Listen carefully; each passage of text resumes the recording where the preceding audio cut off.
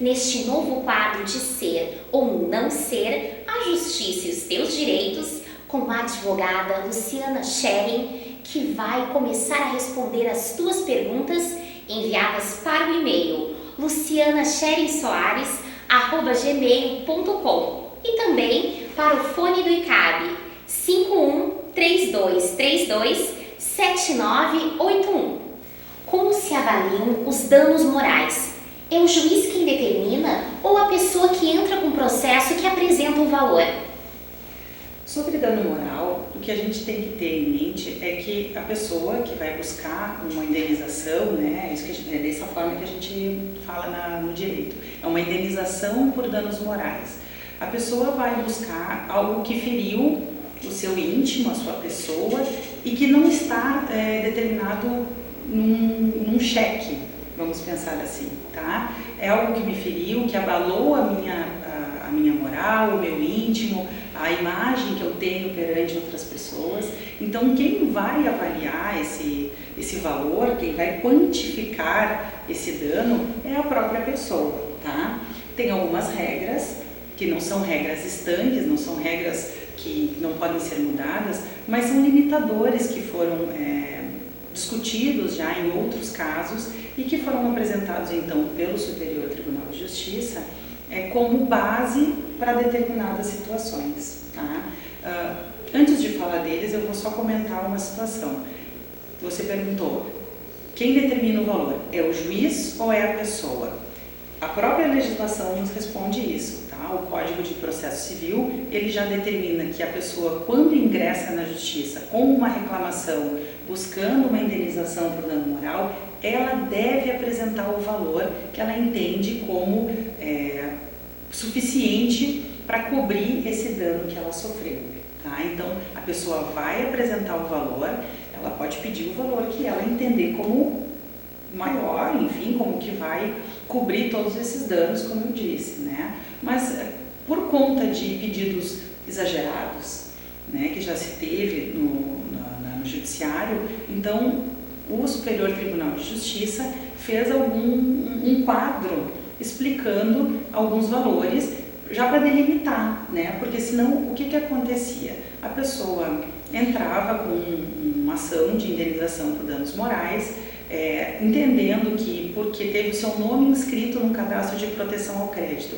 que é uma situação bem comum, né? A pessoa ou não pagou uma dívida e teve o seu nome inscrito, ou, que é pior, ela não teve nenhuma dívida, ela nunca contratou com uma determinada empresa e acabou tendo o seu nome inscrito lá no cadastro de devedores, que a gente chama do SPC e Serasa, né? Então, assim, como muitas discussões a respeito desse fato específico já foram colocadas na Justiça, o Superior Tribunal de Justiça fez um apanhado, né, uma leitura de todos esses casos e colocou um limite, né, um valor limitador. Então, por exemplo, com relação a essa situação de inscrição indevida em cadastro de inadimplente, o STJ, que é o Superior Tribunal de Justiça, determinou como valor máximo R$10.000. Nossa, mas é pouco, é muito esse valor?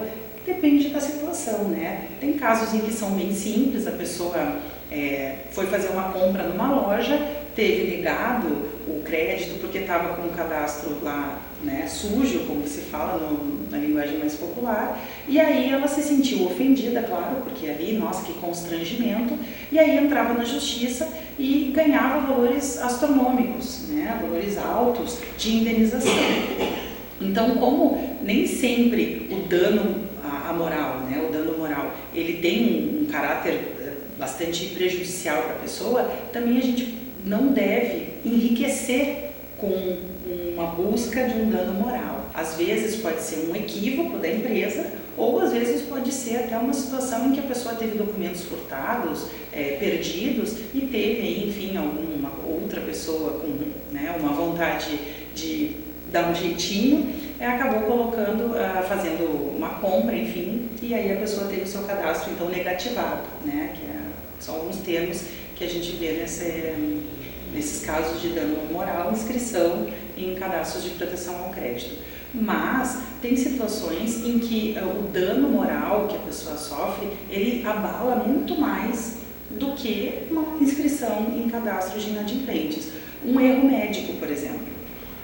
Quando a gente faz uma cirurgia, uma situação hospitalar, pode acontecer, não é o que se quer, mas pode acontecer alguma coisa ruim. Por exemplo, a pessoa teve algum tipo de objeto da cirurgia esquecido no corpo, né? Pode acontecer algum erro na cirurgia, que esse aí é até mais grave, que eu já vi acontecer, ser operado a perna errada, a pessoa entra para fazer a cirurgia num membro e acabam operando o outro, é um erro médico e esse erro causa um dano moral, além de outros danos, que não é o que a gente está falando aqui hoje, mas esse dano é muito mais prejudicial do que aquele cadastro de inscrição em proteção ao crédito.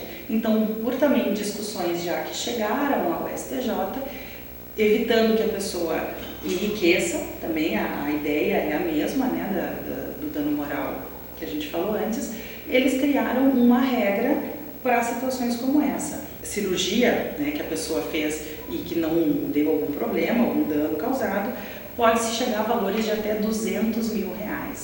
Não quer dizer que vá ser R$200 mil o dano que a pessoa vai buscar, mas esse é um ponto de partida, né, ou um ponto limite que vai se avaliar se o caso que a pessoa está entendendo que houve um dano moral, ela vai se balizar, então vai buscar então essa indicação do STJ.